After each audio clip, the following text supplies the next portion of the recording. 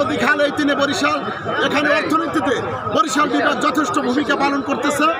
আমাদের পাশাপাশি বরিশালে আমরা ইতিমধ্যে জেনেছি চায়না 3টি হসপিটাল দেবে, তার একটি হসপিটাল আমরা বরিশাল বিভাগে চাই, কারণ এই বরিশাল বিভাগ অবহেলিত। বরিশাল বিভাগ আপনারা জানেন যে যোগাযোগ অবস্থা খুবই খারাপ, যার কারণে আমাদের একটি হাসপাতাল অনতিবিলম্বে দরকার। না হয় আমাদের পেশেন্ট প্রায় ঢাকা নিতে নিতে অনেক পেশেন্ট মারা যায়।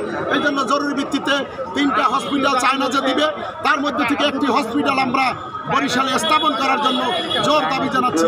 পাশাপাশি বরিশালে আমরা ভোলা থেকে গ্যাস এনে বরিশালের শিল্প কারখানা উন্নয়ন করার জন্য আমরা এই বর্তমান প্রফেসর ইউনূস সরকারের কাছে আবেদন জানাচ্ছি।